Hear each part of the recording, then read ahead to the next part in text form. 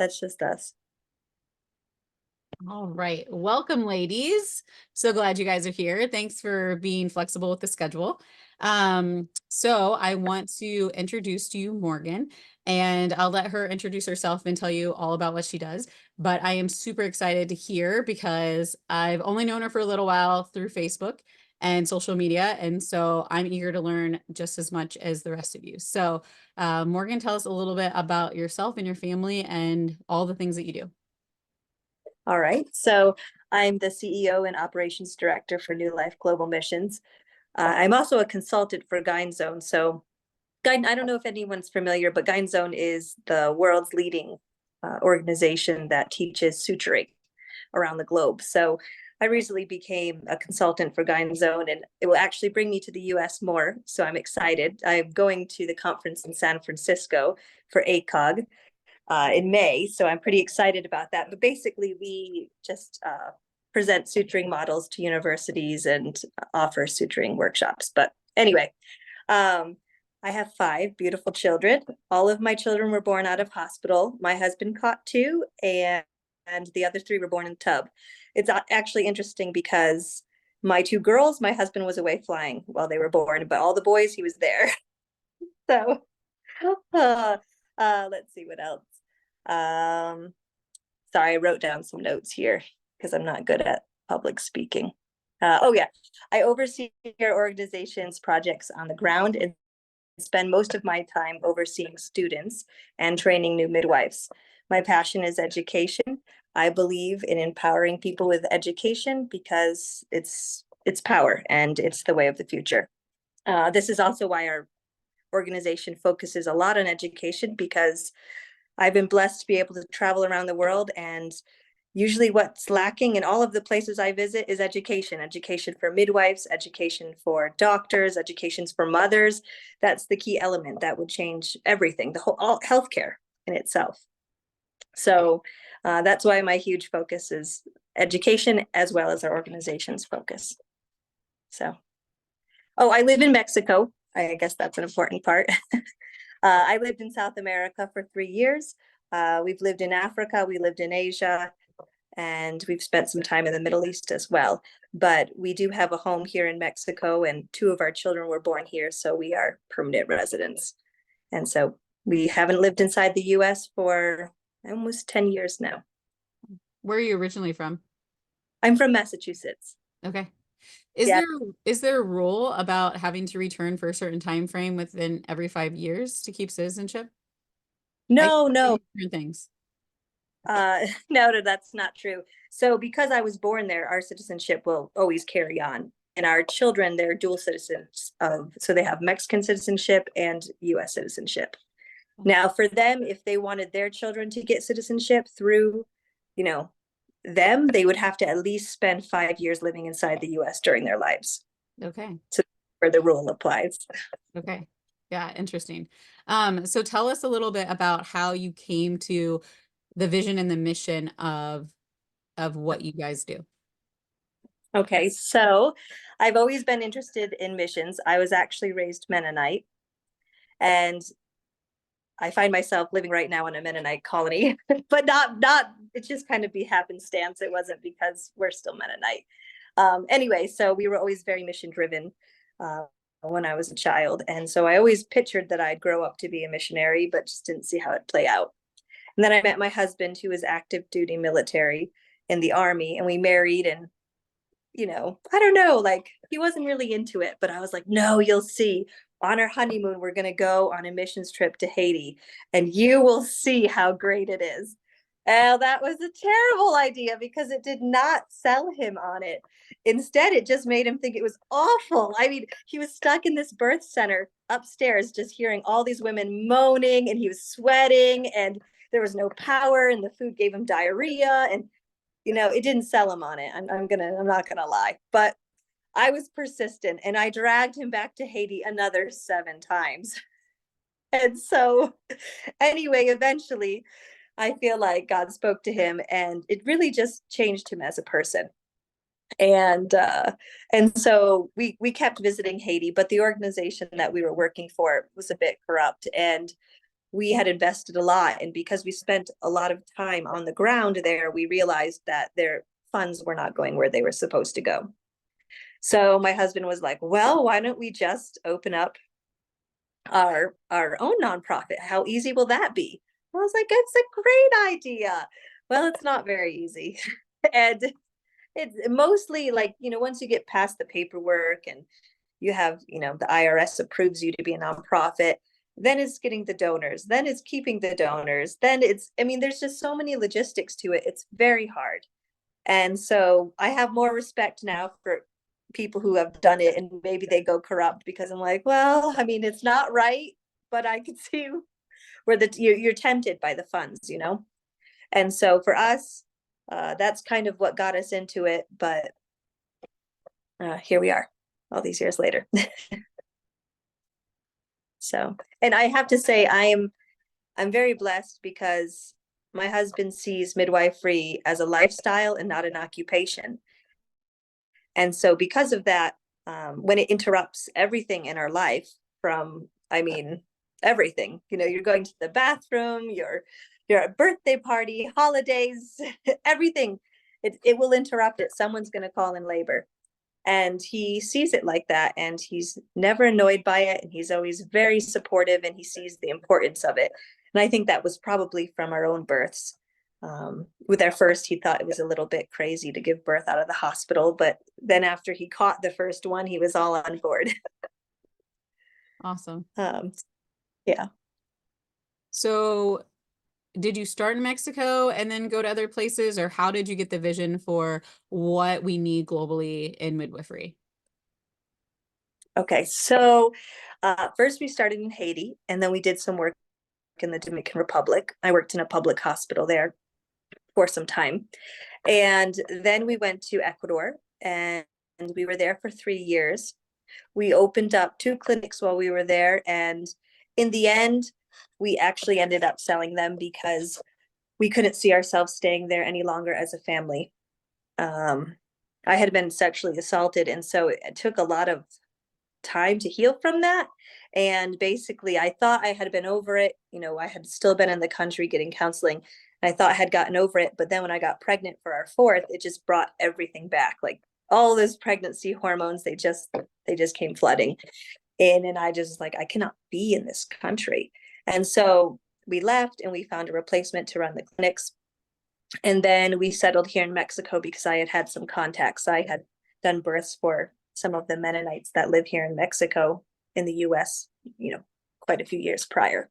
Anyway, so after some time, we were here, and we asked ourselves, like, it's really hard to manage clinics from Mexico that are in Ecuador. So do we see ourselves going back to Ecuador? And if we don't, we need to sell them so that it's, less straining on us. So anyway, the answer was, I just didn't see at that time that I would want to return anytime soon, because all those feelings were just too raw.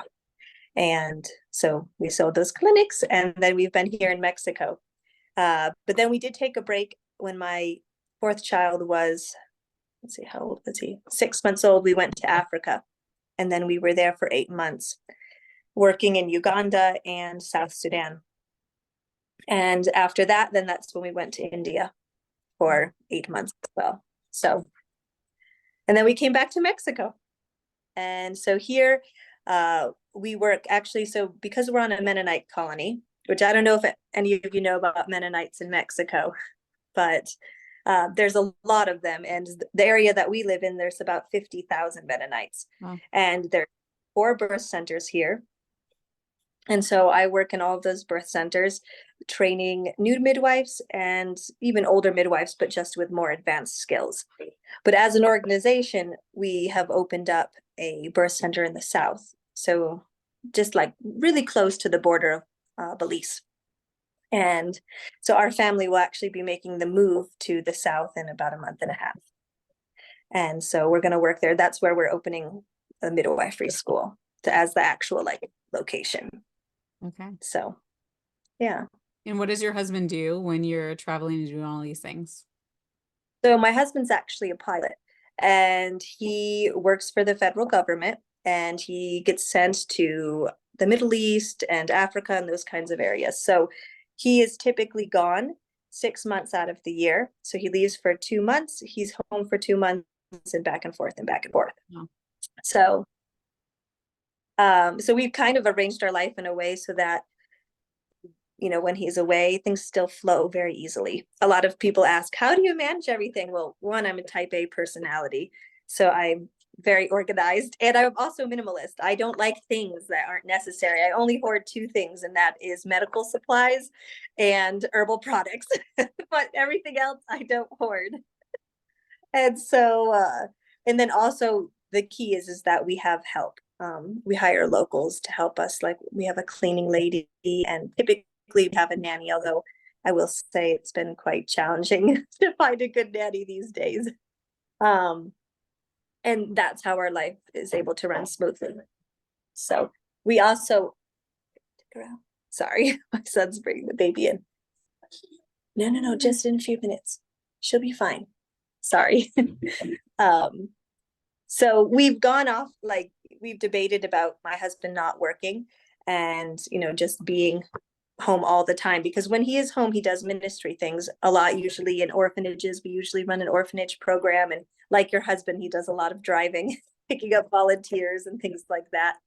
But for right now, we feel that God has provided him with a good job because we need the funds. We fund most of the nonprofit ourselves, and so we use those funds, and it allows us to do good things. So for right now, we feel like we're in God's will. Awesome. So tell us, when you make the move, what does that look like to have a midwifery school, and what does that look like? Because it looks different than anything else I've ever seen. Sorry, just say that one more time. It cut out. Yeah. So tell us about, when you move, what the midwifery school is going to be like, and tell us how it's different, because I feel like it's very different than anything else I've ever seen. And I want you to share kind of that vision so that everyone can get that as well. Okay. So the midwifery school is going to be unique because it's in a town that's Mexican, but it's surrounded by Mennonite colonies. So we'll be treating Mexicans as well as the Mennonites. And then also on top of that, we'll be treating the indigenous, the Mayans.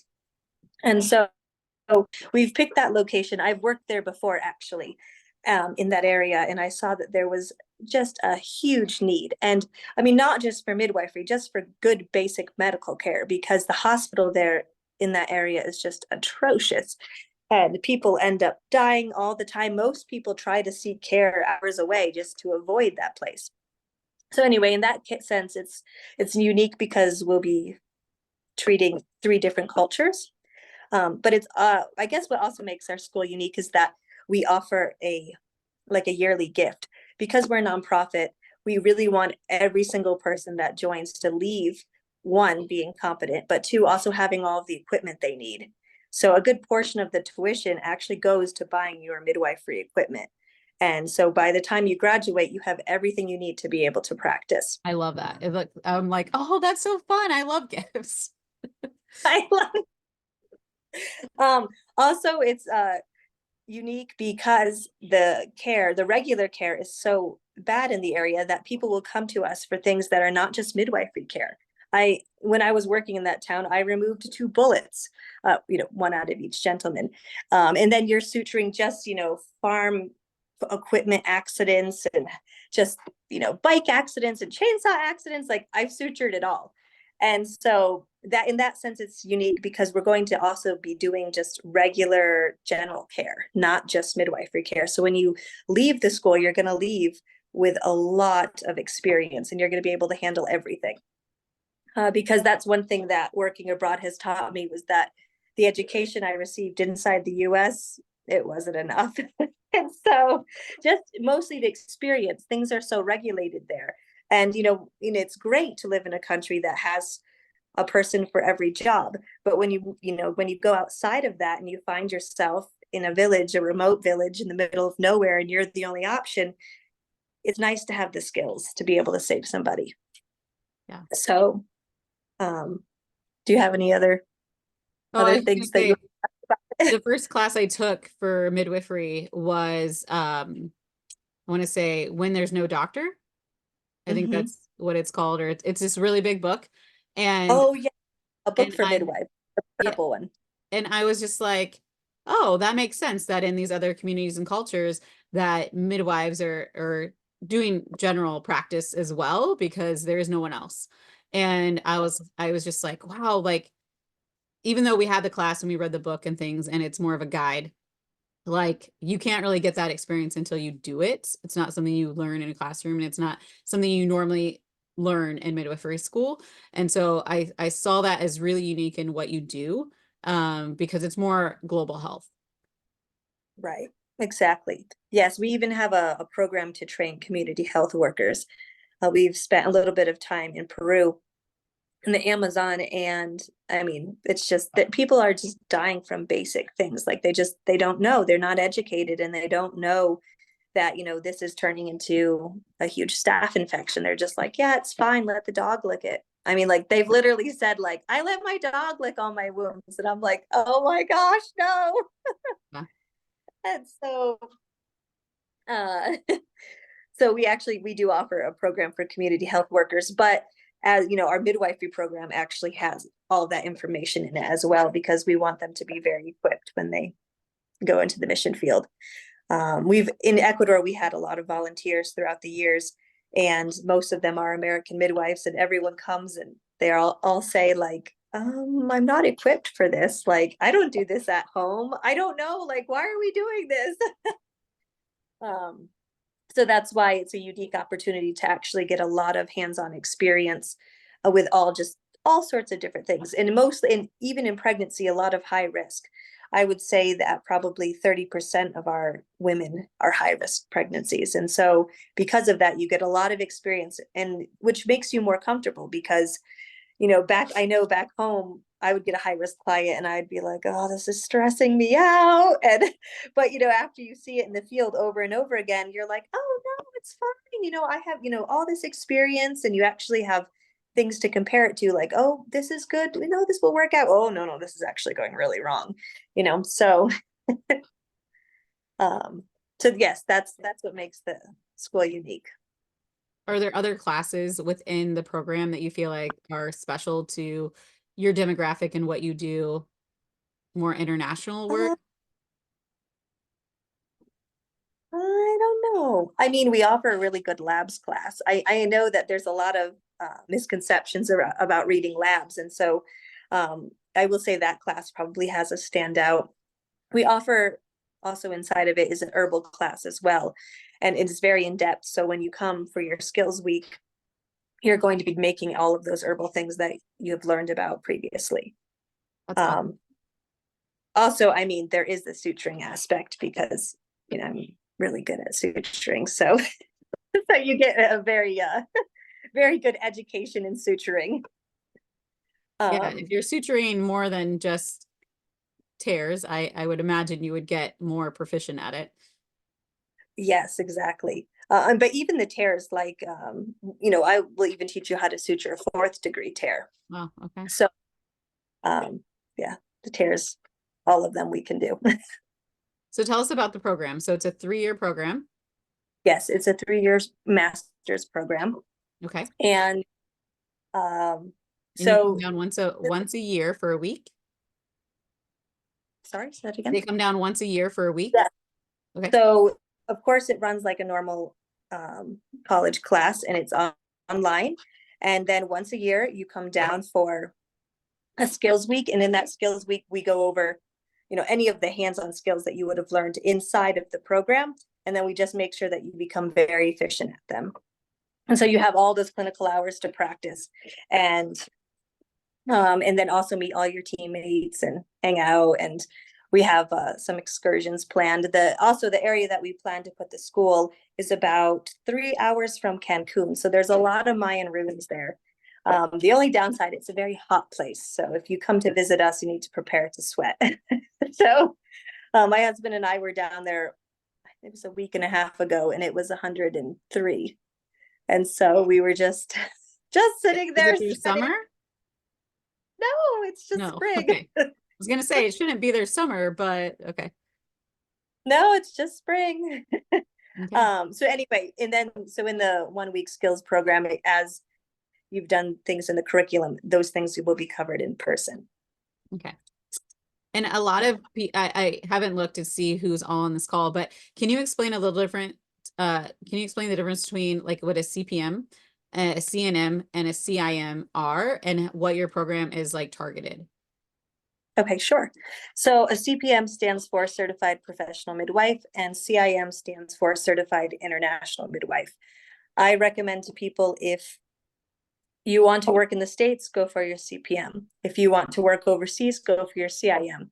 Mostly because the CIM has more requirements. And so, as we know, the CPM is like just entry level. So when it's about 50 births, I think. And by the time you've done 50 births, you feel like, yeah, I know what I'm doing, but you really don't know what you're doing yet. Like they could have been, and especially in the US, what happens is we screen so much in the US that we're really getting very healthy women, easier births. You know, these women, they are going to the chiropractor, they're doing prenatal yoga, like they're doing all the things to set them up for the best birth possible, which is awesome. And I'm glad that that's available to them. But overseas, you're getting the woman who never got any prenatal care. She's probably anemic. She probably has a weird vaginal infection, and she's going to walk in 5 centimeters. And now what are you going to do? And so, and that's where the CPM finds themselves lost, because they're like, oh, I don't know what I'm going to do. I'm going to, in my scope at home, I would just transfer this person. So that's why I like the CIM, because it actually prepares you for more international work. It requires more births and more appointments, which as the student feels defeating because you just want to be done. But if you want to work internationally, you want to be done and be done and be competent. And so I've taken both tests, and I will say that the CIM test is very difficult compared to the CPM. The CPM is direct entry. So I feel like, you've been in the midwifery world for a bit, pretty much anybody can pass. But the CIM is more in depth. It's more of like nurse midwifery. So for us, with our program, we've designed it to be more, we've used a lot of texts and things like that from nurse midwifery programs in the UK. Because for me, I feel like after traveling the whole world, UK, they've kind of got it down pat with the nurse midwife thing. So their program also pours into Europe as well. I mean, German midwives and Italian midwives, and they all have excellent, excellent training.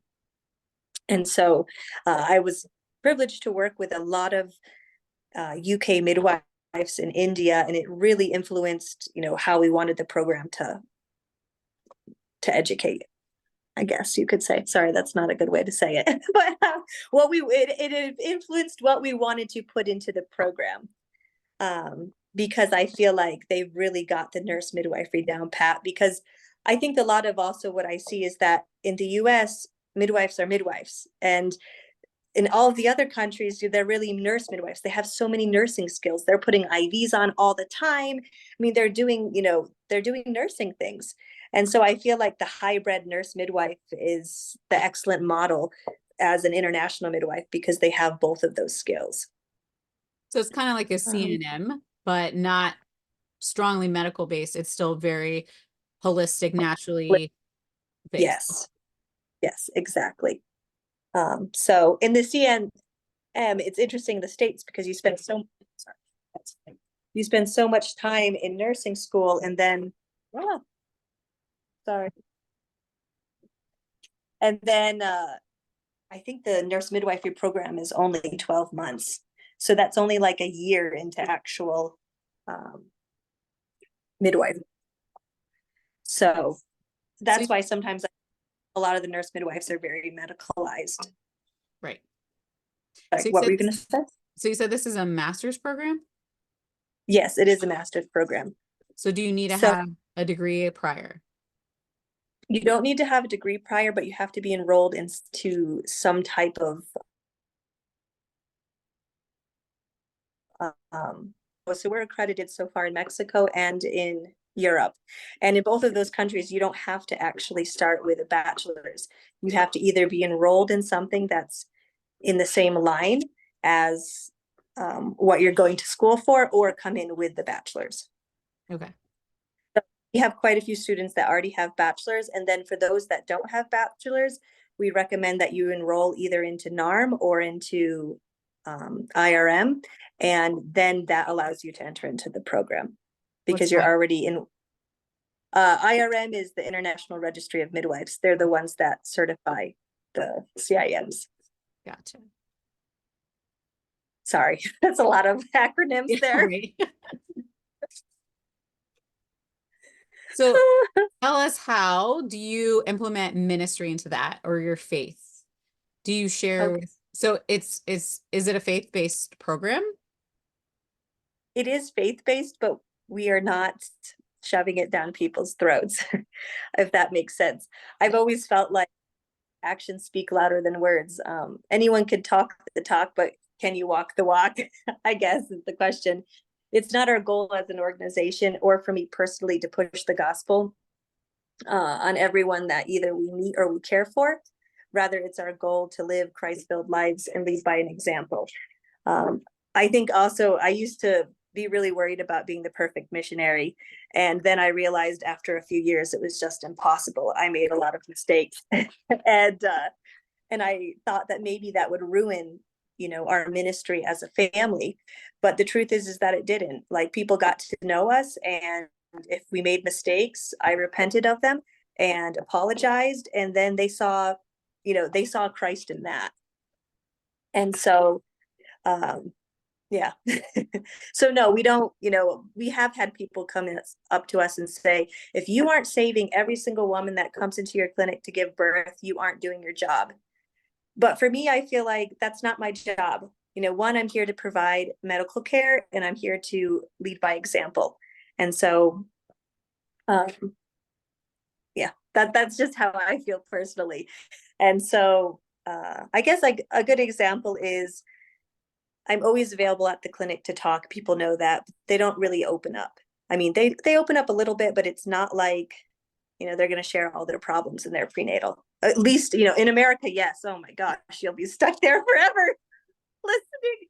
I covered for my friend's practice a few years ago, and it was like an hour and a half per appointment. It seems so long. Well, I knew why. These people, it was like a therapist session. But, overseas, it's not like that. But anyway, they generally think I'm pretty friendly. And this one woman was waiting outside when I closed down the clinic, and she was sitting there and she was crying, and I went over and we were talking, and she had some relationship issues, and I saw, like, I was really tired that day. I'm not going to lie. I just wanted to go home, but I was like, this is an opportunity. Like, this is why I'm here.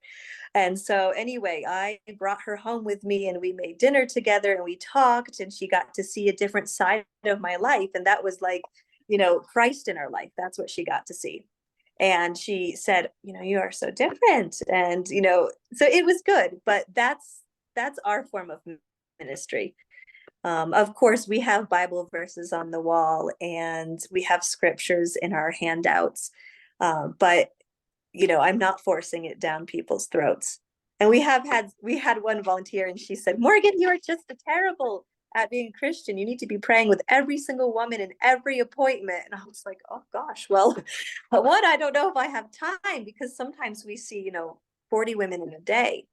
So, one, there's not enough time. And two, it might turn off a lot of them, and they might not come back for care because they're feeling like it's been so pushed on them.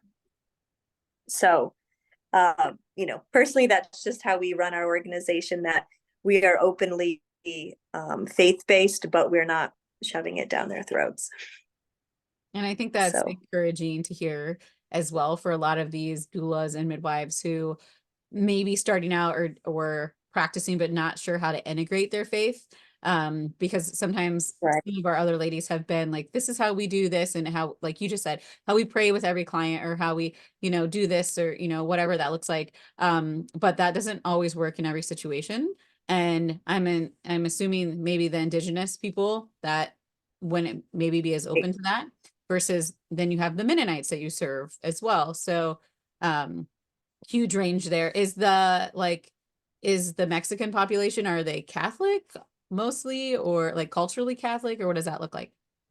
They're culturally Catholic, so they might be freaked out if you pray for them in an appointment, but When women are in labor, we do offer to pray for them, like, when they're in transition and they're like, oh, I can't do it anymore. Right. Like, do you want us to do it? And we usually do, and they're very encouraged. And in fact, we've had a few people that were like, don't stop. And you're like, oh, it's been a long time, And so I'm trying to pray in Spanish, and I'm like, oh, okay, I guess I'll keep going, but I'm gonna run out of things to say. um, uh, but we have worked in a lot of Muslim countries as well. So, take that as, for example, there's no way you could do that in a Muslim country. I'd be persecuted for trying to convert every person so openly. Right. But it also just depends on the crowd. I mean, if you have, the Mennonites, they would think it's a bit weird if you were to pray in every appointment, because one thing that I've noticed culturally is that they're expecting professionalism. And so that is not really perceived as professionalism if we're praying in every appointment. They might be like, why is she doubting herself? Doesn't she know? Can't we just start? In labor, it's different because you're obviously praying for strength, but just in a regular appointment, I think people think it's odd. Gotcha. But that's just my personal opinion. Where is the Mennonite populations like from? They're not So Mexican, they're not indigenous. no. So they're from Canada, but before Canada, they came from Eastern Europe. I want to say around Russia. And so then they went to Canada, and they didn't feel like they had religious freedom. And then they made a deal with the government of Mexico 100 years ago. The government said, it will give you all this land and you're exempt from all these things for religious beliefs if you come here and farm it. So Wow. they came up, and they have been farming ever since. So interesting. Yes. And so it started actually in the area that I'm in, and then there's now over, I think, 50 colonies throughout Mexico. And then they even spread into South America. Yeah, when you look up one of those, at least one of those cities that you sent me of like where your birth centers are, where you're serving women, that's all that comes up basically. Like really pretty scenery and then Mennonites farming. But I'm like, that's so yeah. weird. But yeah. So and so here in the north, there's the indigenous that live in the Sierra Mountains. And then in the south, you have the Mayans that are indigenous. Okay. But basically, it's kind of the same in each area, that they're treated very poorly.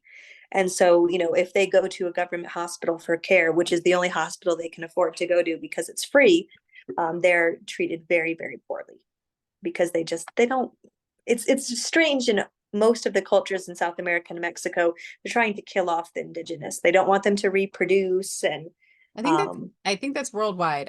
I feel like. probably. Yeah, it sounds pretty familiar. So Yes. So they really appreciate good care because they don't get it in the hospital. So awesome. So what would yeah. you say that these ladies can do in their own businesses and practices to live that out so that they're not necessarily praying with every person, but they're influencing the families that they're serving and the families see a difference? Is there anything else that you want to add to like how that has worked for you? I guess I would say make yourself available. I always let people know that this is not just a job for me. Like, I'm here for you, even outside of my job category, or even outside of the hours. Like, I'm always available for you. And I always go the extra mile with everybody.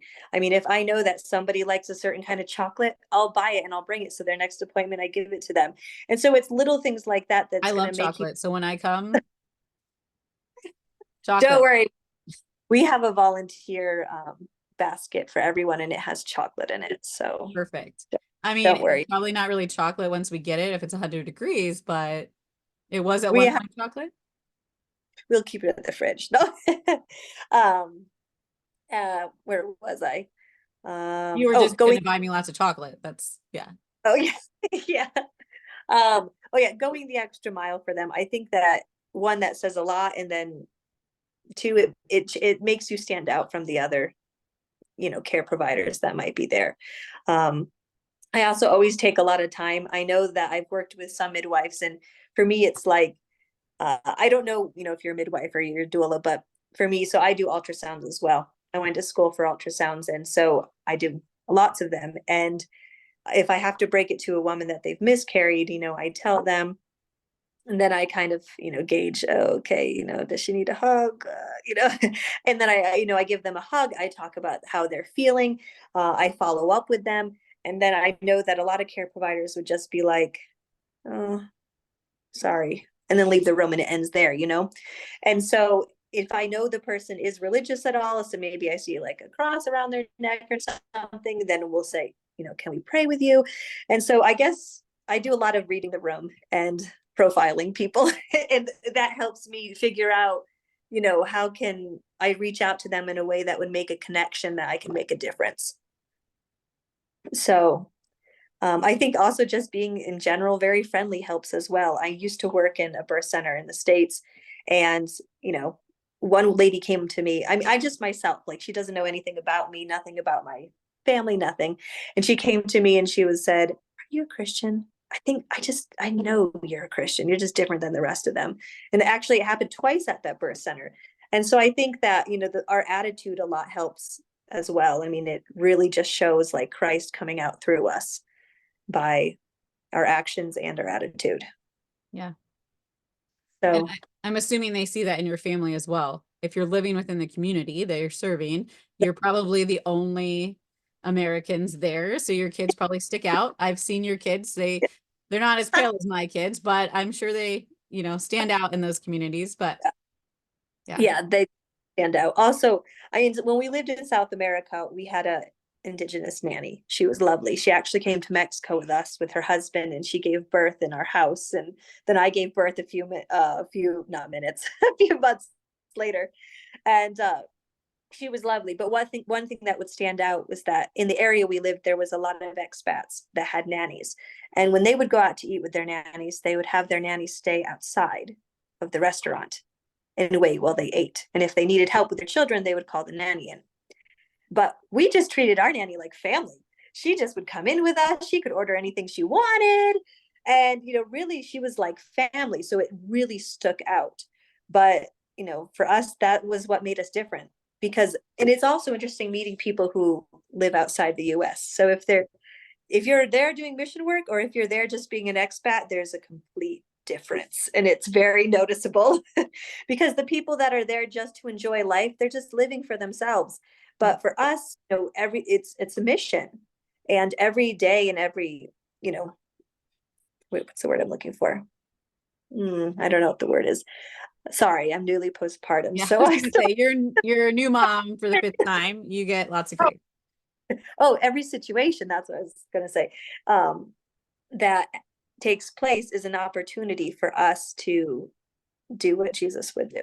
Yeah. So, and that's, also what we tell our children too. And our children aren't perfect. Oh my gosh. People think missionary kids are going to be these perfect little things. That's definitely not true. They're just like normal kids. And so that is another thing that I had to realize a few years in, was that the more children we had, it was harder to make them well behaved all the time. That people one day were going to figure out that we weren't perfect. So, Well, it's encouraging to know that you're not perfect, because far you from need it. that reminder that, hey, all the missionaries are not perfect, and we're all trying to do the same thing, and we're all trying to manage and balance it all. So awesome. Yeah.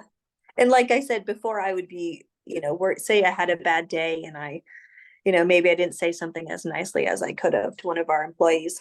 The thing is that I would be scared. Oh my gosh, they're just, thinking failing as a missionary and all this. But then the next day when we go back into work and we meet up as a team, and I sit there and I apologize, that's what stands out in front of the whole group that heard me say something rude. But don't worry, I'm not very rude. But once in a while, you get pushed to a breaking point. And I will tell you, like, the thing about the mission field is that it presents so many situations that you could have never even imagined happening before. Like, we had one day that was just terrible. We had two home births in South America, and sorry, my phone there. We had two home births going on at once. I was at one, and then they took the car to the other. And then on the way back, they got stuck in the mud for 4 hours. And then And that was like this terrible ordeal because it was on the side of a mountain. And then when they got done being stuck in the mud, they accidentally put gas inside the diesel vehicle. And so then it broke down, like like completely broke down, just 2 miles from the gas station. And then they're calling me saying, "Oh, Morgan," and I'm still at the first birth. And so it was just like, how do you manage situations? I mean, of course you're going to break at some point, but it was a hard day. And that was actually during COVID. And during COVID, Ecuador was very, very locked down. So for them, they were like, we had a curfew and they're like, we are going to be past the curfew. We need to get home. We have so many checkpoints to go through. And it was just very stressful. Yeah. But in the end, it all works out.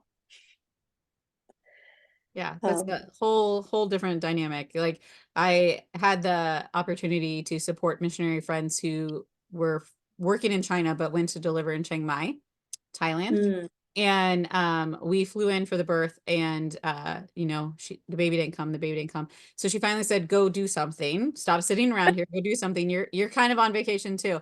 And so we went on this little excursion where we went and played with elephants and played in the mud and then washed the elephants and all of those things.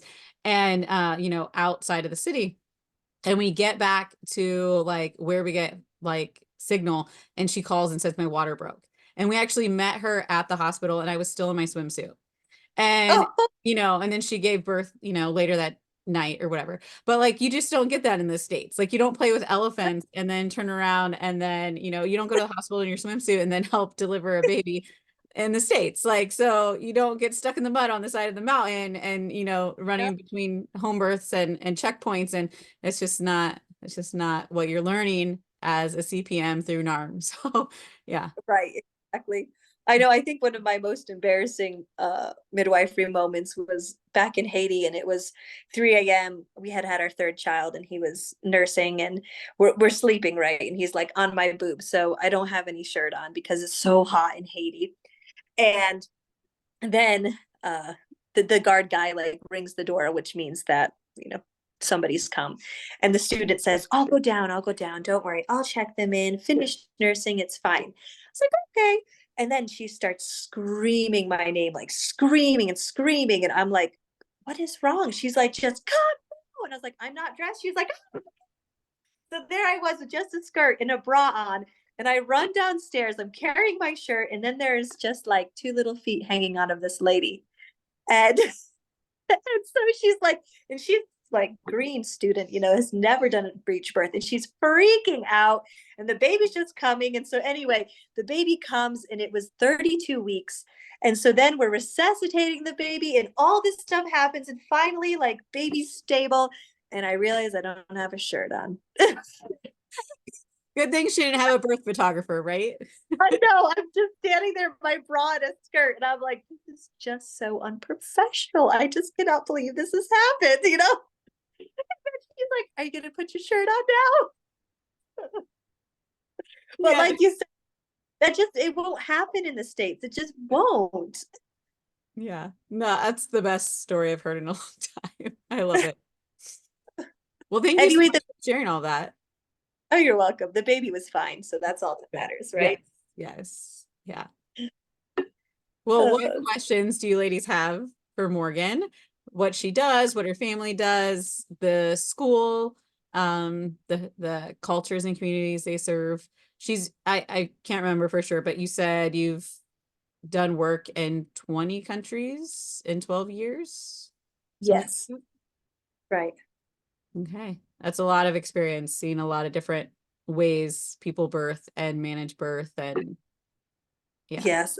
I think one of my biggest takeaway from things is that, like, we go into all these different cultures, they do all these different things, and in the end, I'm like, ugh, I cringe. I'm like, we wouldn't do that. Oh, don't do that. Ugh. And I'm like, well, if it does no harm, let it be, Morgan. Just let it be. Because they all do these different little things, and some of them aren't good, but they aren't bad. So Yeah. yeah. I think someone sent a question. Are there volunteer opportunities for non-midwives?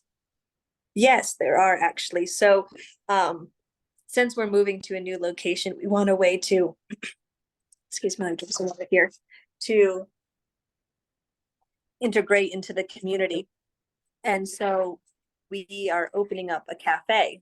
And so um, it serves for several purposes. The first is there's no cafe in the town. And the second is I have a terrible frappe habit and I really just want to go there and pick one up every day and There you go. not make Honesty right there. That's honesty. No. But the main reason why we're doing it is because we actually want to build relationships inside the community.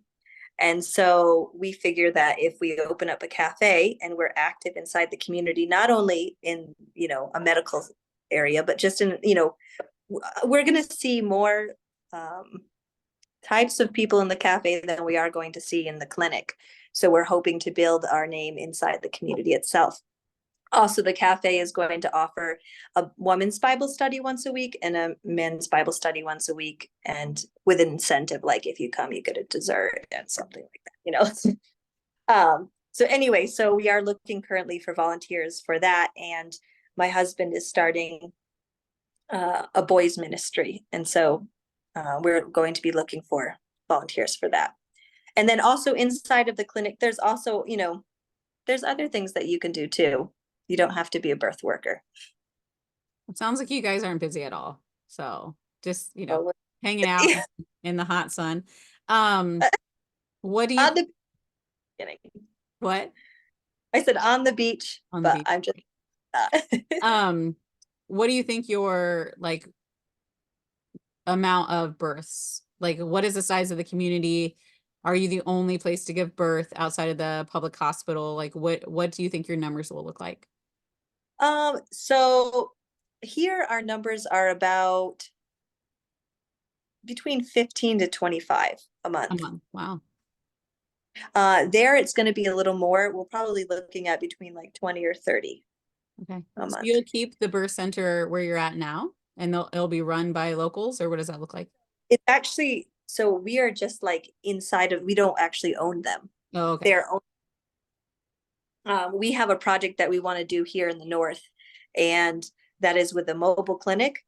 But I'm just having to trust God's timing for that because we found this RV, and after searching, we had gone to look at mobile clinics, and mobile clinics are like $150,000 even used. So I was like, well, we can just buy one and turn it into a clinic. How simple is that? So we bought one, and we toured the US for 5 weeks, and we spoke at churches during that time. And Is that when you were here? yes, that's when we were in the US, and we were touring in it. And then it broke down. It broke down in the middle of nowhere in Texas the day before Thanksgiving. And that was fine. Like God, really God just showed up, and we managed to get it to a repair place, and there it sat. And so that has been a problem with the repair people. It's just like one thing after another. But they say next week it's going to be done. And then hopefully it's going to come to Mexico and turn into a mobile clinic. Wow. But yeah, but it's just one of those things, like God's timing. Yeah. So Awesome. Do you act as a CIM preceptor for those who do your medical internships? I'm a NARM student and would like to get my CIM once I've earned my CPM. Can I do that with you? yes, I am a preceptor. So, and actually, they have different preceptor sites around the world, IRM. And so we're actually going to become a preceptor site. So that, yeah, And it makes it a little easier paperwork. Nice. And you're looking for other midwives currently, Yeah. right? Yes, we're currently looking for experienced midwives to come and join our team, because we are actually very busy. Like here, so here I oversee a bunch of midwives. I think there's 7 of them that I oversee. And so I jump between all of the centers. And so that keeps me very busy.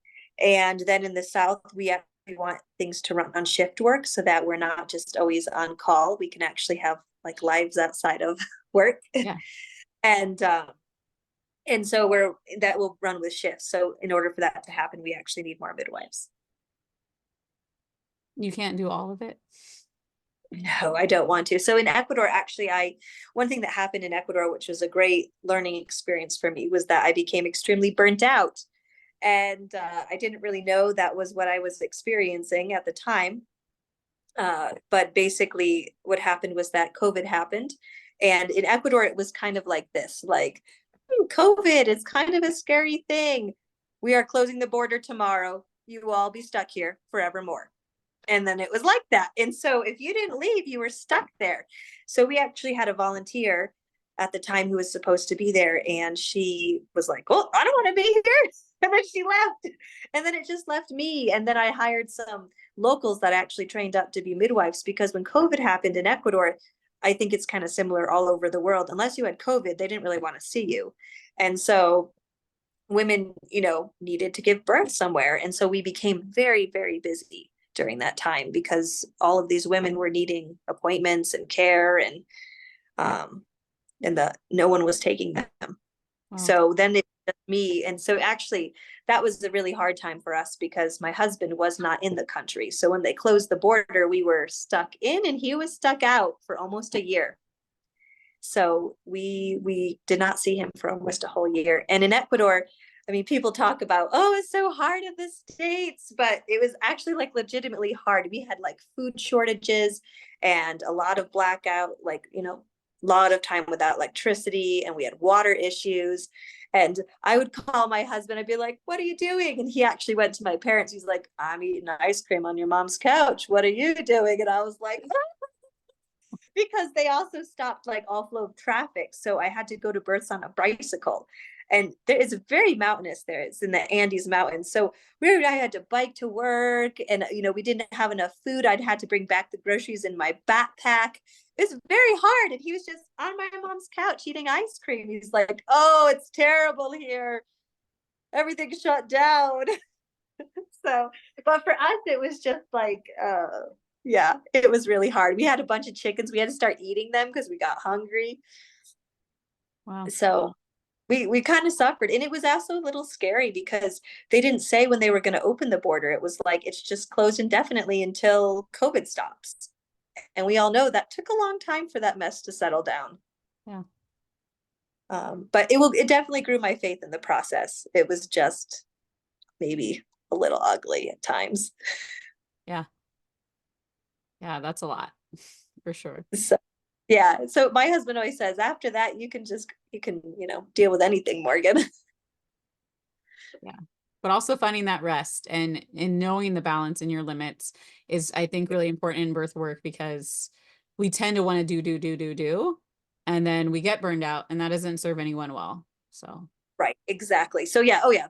So the takeaway from that was that we know that we need to have shift work and we need to have more people on the ground. So okay. So we're looking for midwives. And your internships are 1 to 3 months if you're not with New Life Global Mission, but it could be up to 6 months if you are. Yes, exactly. And it could be longer than 6 months if you leave the country and then come back and redo your visa, the visa thing. Yeah. Okay. So, and we have it like that because we really want to prioritize time for our students. If they, want to come, and most want to come and intern, we really want them to leave, like I said before, well educated and competent. So where do you have students that end up going, or where do you what does that look like after for CIM, since that's pretty new to everybody? oh, where will they work? Yeah. Do Okay. they what countries accept that or don't care? Where do they usually go? Okay. So usually they're going to Africa, also South America. We have a few that go back to Canada and do the bridge program to become licensed in Canada. But most will go to Africa. Some have gone to India. Yeah, I think that's kind of it. Okay. Africa, South America, India. Yeah. Okay. Awesome. What other questions do you ladies have?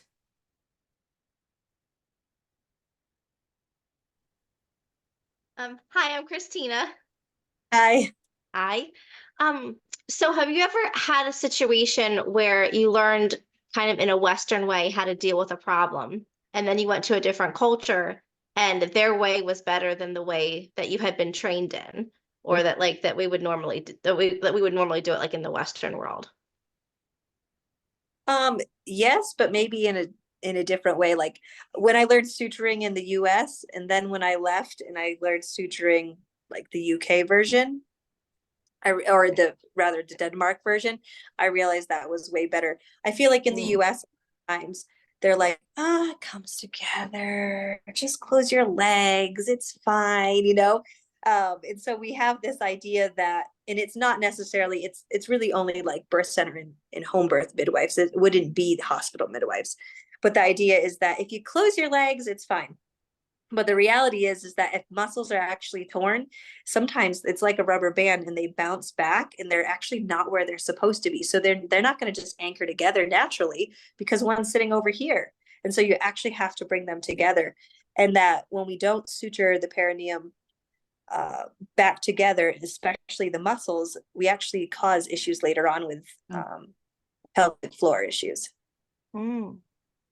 So that, you know, just that, and I know this is a bit the opposite of what you're talking about, but it never was explained to me very well in the States. And everyone I had worked with was very like, it's fine. Um, but it's actually quite serious. So that is one thing that was different. I'm trying to think of what else. I don't know off the top of my head. I'm sure that there's got to be something else, but I mean, it is hard to and to change your way of thinking.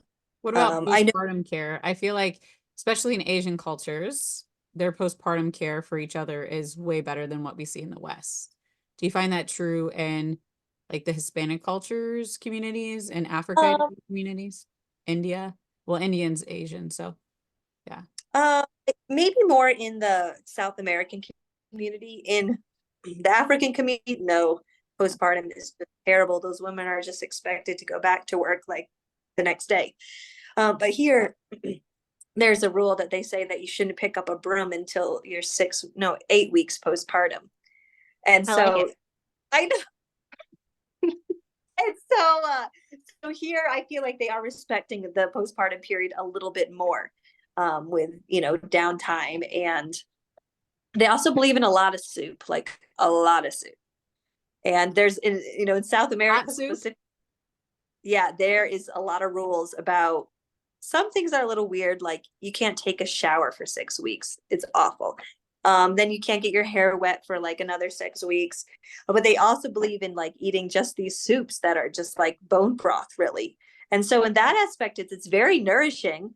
It is a little bit shocking when I go and I'm looking at like going to do vitals and I look down and there's like the whole head staring at me, you know, but it's very good for you. It's just for us culturally, we take the heads out of the soup, you know. Um, and then they also drink this, it's called like a colada drink, which is basically like oatmeal that is been soaking in water and then they blend it in the blender and then they drink it and like lots and lots of it. Hmm. So another cultural thing that it's not bad, like, you know, it increases milk production with all those calories, but it's also, you know, we wouldn't want to do it.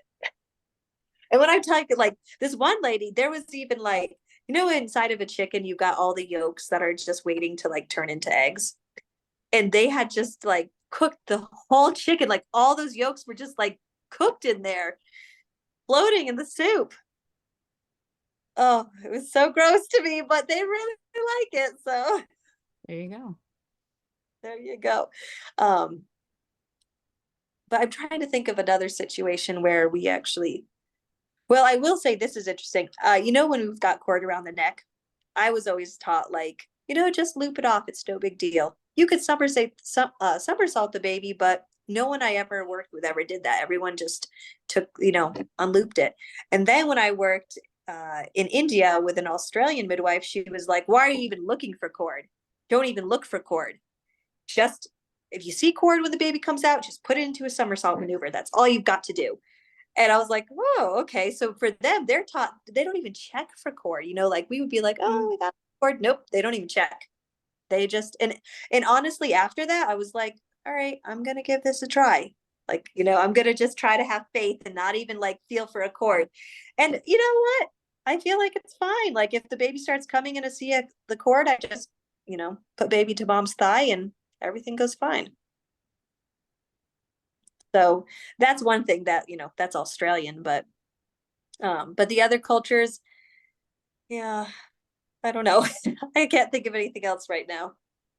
Well, you said education is a big key, and we've heard that from all of our speakers this year of like how Mhm. education changes communities and the narrative on birth, and it saves moms and it saves babies.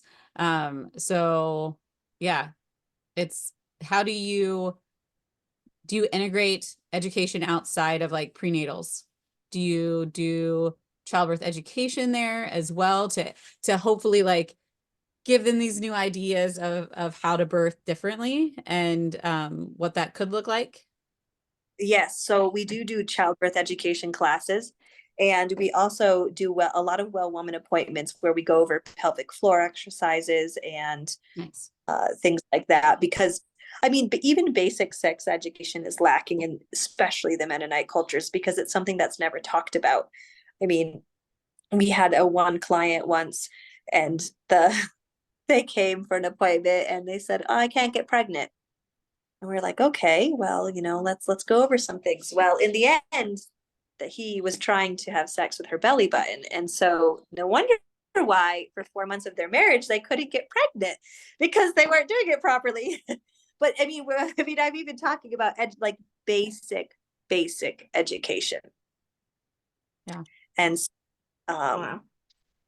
yes, and so in South America, I did a lot of sex education in the high schools, and I hope to do a kind of a form of that among the Mennonites, but it has to be more mild or, you know, presented in a different way. Yeah. So yeah, education is key, and I think that the education has to start when women's, you know, start menstruating, just understanding your cycle. I mean, even here, some of the midwives, I didn't train the midwives here. I've only trained them in like skills, but some of the ones that I work with, they're like, Morgan, I don't understand like the menstrual cycle. Like when would she be ovulating? When is she fertile? I don't understand this. And they're the midwives providing people with care. So it's just, yeah, education is key. And like I said, I think, you know, starting at a young age, once they start menstruating, to start educating. Yeah. Are there volunteer opportunities for doulas at your school? Yes, absolutely. So we actually have a doula coming from, because I realized it's not on our website.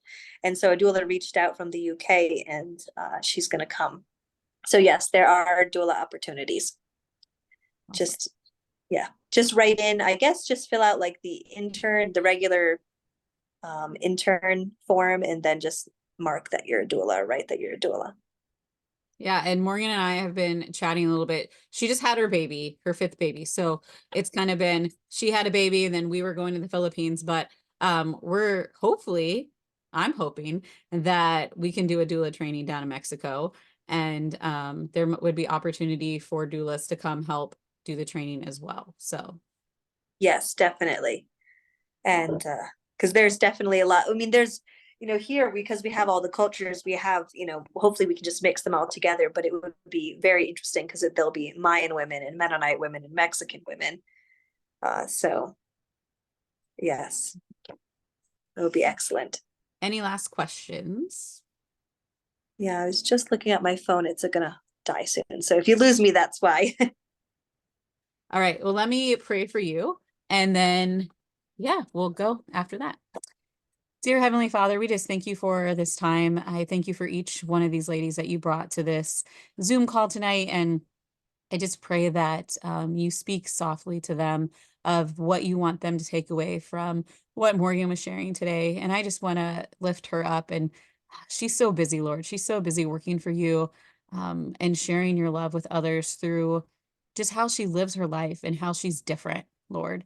And she has the ability to really impact and influence 3 different communities for your kingdom, Father. I pray for their family as they're still getting used to being a family with 5 kiddos, and this transition of moving to a new place that is somewhat familiar, but it's still a transition for the kids to just put down their roots and starting the school there and getting all the logistics and all the things involved, Lord. I just pray that you be with their family, help them to find rest in you, help them to find strength and patience and endurance through you, Lord. And I just pray that you continue to just use them as a light into these communities that they serve and the places that they get to go and where she gets to teach and all of these things, that she just is surrounded by your presence that others just flock to and they see and they want to know what makes Morgan different, Lord. I just thank you for these ladies, and I pray that they will integrate some of the inspiration that they heard tonight, being able to continue to just build your kingdom through the work that you have put them in. We just thank you and praise you in your name. Amen. All right. Thank you, Morgan. And thank you, ladies, for joining us. Oh, thank you. Nice to meet you all. You too. All right. Have a good night. You too. Thank you. Thank Bye. you.